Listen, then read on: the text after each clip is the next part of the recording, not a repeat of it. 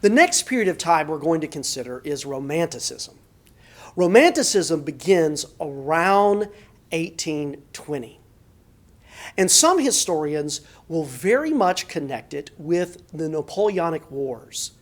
And certainly, in the early 19th century, there's no major cultural movement that could be totally disconnected from the Napoleonic Wars, as they took up the narrative of all the major European countries and regions. But I want to encourage you to think more specifically about Romanticism in relationship to art. This is another one of these time periods that is really begun in earnest with the artists of the day. And another thing I want you to keep in mind is, where does Romanticism occur?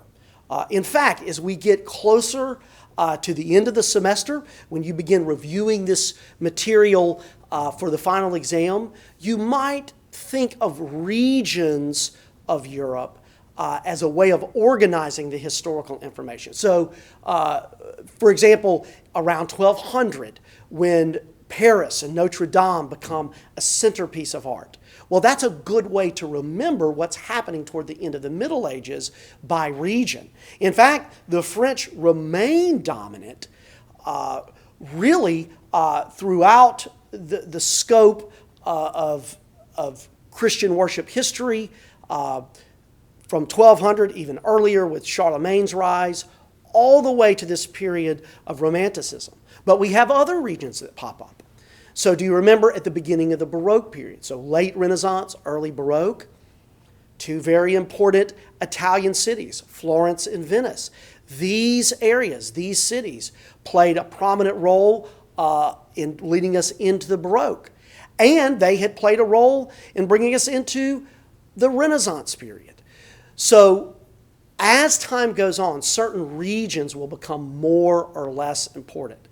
As we get close to Romanticism, and really even before Romanticism, in the midst of Enlightenment, the areas of Austria and Germany are increasingly becoming important. We could see that through the enlightened ruler Joseph II, and just the very interesting cultural place that he's making of Vienna. We could see it in artists from this earlier time period of Enlightenment, such as Mozart and Haydn and Beethoven.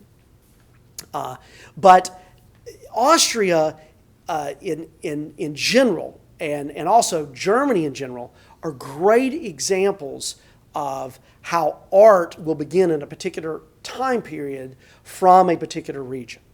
Now, the other thing I want for you to keep in mind is we're talking about this regional influence, is that there is a strong reaction going on with Romanticism to the previous movement of Enlightenment. We haven't always contrasted one movement to the next as one movement being a reaction against a previous movement. There's been some of that as we've walked through history, but this is a point where I really want you to think about pendulum swings. Because this particular pendulum swing is a pendulum swing that I think we still see occurring, perhaps at a much more rapid rate, even into the 21st century. And the pendulum swing here is an emphasis on science. You could say the maths and sciences, that which is observable. And remember, science is sort of rediscovered by the West, all the way back to the Middle Ages, when we began into humanism with the rediscovery of Aristotle's work. And from that time, there's this idea, as St. Thomas of Aquinas tells us, there's this idea of a truth from below and a truth from above. So Enlightenment was a time when there was a great emphasis on the truth from below, the sciences, that which can be observed. But in reality, when the pendulum goes hard one way in the history of Western ideas, there's always going to be a reaction to that. So as much good as came out of Enlightenment, there's going to be a reaction to that. And so this is one of the major things you want to write down from this time period as we look toward testing at the end, how Romanticism is a reaction against Enlightenment or a reaction against science. Now, the other thing I want you to keep in mind related to Romanticism is this reaction is a reaction toward spirituality. And up to this point in European history, at least we could say after Constantine had declared Christianity to be legal in Western Europe, you would guess that a return to spirituality would necessarily mean Christianity. But unfortunately, sadly, at this point in human history, the reaction is going to be towards spirituality of any type. So it could be a reaction toward Christianity. In fact, that happens at some places in Europe and in some parts of the Western world. There is a strong reaction toward Christianity. But in others, it's a movement towards spirituality in general. And it's a fascination with that which is remote. Okay, so remote is an important word to keep in mind related to Romanticism. So remote could certainly be that which is spiritual. So remote in the sense of a distance from our physical reality, something that's spiritual feels remote, it feels distant from us. But remote could also be in terms of distance and time. There begins to be a fascination with earlier times.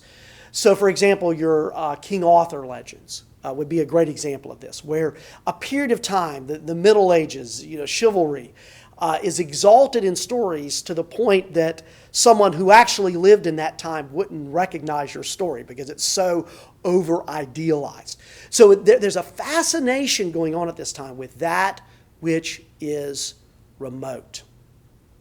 Now, another illustration I want to give you to help you get your mind around what's happening with Romanticism is from the area of the sciences, particularly the medical sciences. And let's just go ahead and go back to Austria, since it's such a key region, Austria and Germany, that is.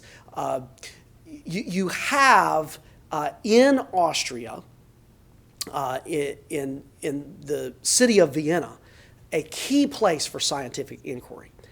In fact, if you lived in America in the 19th century and you wanted to be trained as a medical doctor, the best place you could go to do that would be Vienna.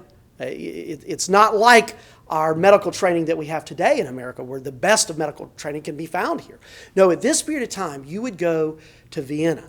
So in this very city of Vienna, I want you to imagine that there's someone who's wanting to do some investigation of dead bodies. Now, we know that this actually occurred during this period of time because Charles Dickens tells us in A Tale of Two Cities, one of his characters there goes and digs up bodies for scientific inquiry. So imagine we're in Vienna and you have a couple of fellows who are going to dig up a body for scientific inquiry. Okay? But you could also imagine, as they're doing this, that, and I may be stretching your imagination a bit here, but perhaps the body has not been dead for that long. So when they go to dig it up, the body is twitching to some degree. Well, what's going to run through the minds of these people digging up this body? I would suggest to you that they're going to tend to think of spiritual possibilities. Maybe they hear some sound around them, and it's going to get their curiosity up regarding spiritual phenomena. And so this is just an illustration to try to help us understand why is there this fascination with the spiritual, with that which is remote. The other figures of this time who help bring us into this period are Goethe and Schiller. They are poets, and they write this deep, introspective poetry. Poetry that causes us to reflect on our purpose as humans, or causes us to reflect on nature. And so, again, you have various things happening here in this area of Germany and Austria, whether it be the poets who are becoming very introspective, perhaps even in reaction to what the world had become under the Napoleonic Wars. Or you have someone who takes that pendulum as far as they can take it, being illustrated with the investigation of the dead bodies, and then reacts towards the supernatural. Now, a particular individual who might be associated with such pendulum swings, in fact, we would say his life appears to be associated with that pendulum swing, is a character such as Sir Arthur Doyle. Some of you might recognize that name. He is the author of the Sherlock Holmes series. Well, Sir Arthur Doyle was actually trained as a medical doctor. But in the midst of writing his stories, he used, in fact, most would say he wasted much of his profits on his fascination with that which was spiritual. He would go to the Caribbean and he would investigate some of the spiritual occurrences in the Caribbean. So even in Sir Arthur Doyle, we have this example of this pendulum swings, one who is trained as a scientist who becomes fascinated with that which is spiritual. And the other thing that this tells us when we think about the life of Sir Arthur Doyle is that our new guides to spiritual reality are not really trusted guides. So you might enjoy reading a Sherlock Holmes novel, but you probably don't want Sir Arthur Doyle to be your spiritual guide. So the principle that begins to arise is artists become the new priest of Europe. For the first time in Western Christian history, artists are the new priest. And I'm saying to you as an artist, this is not a good development at this period of time.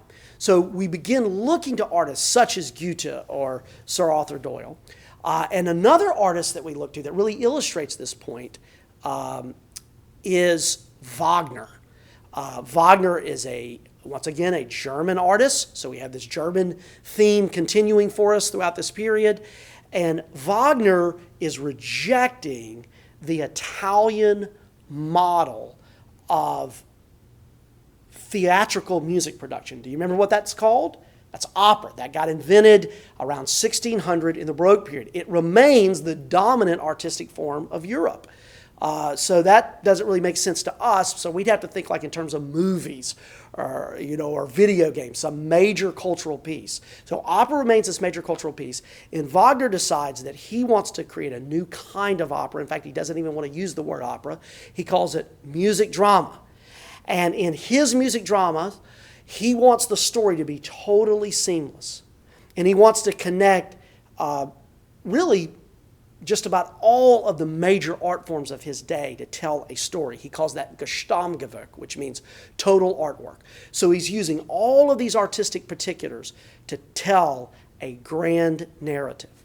Well, Wagner becomes so powerful in his storytelling that people are really looking to him for inspiration.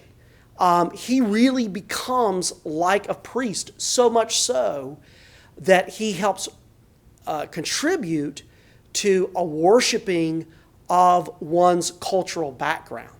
The storyline, for example, that he uses are ancient Germanic tales. So that connects to the idea of that which is remote. These ancient romantic tales of German heritage get highlighted in these stories.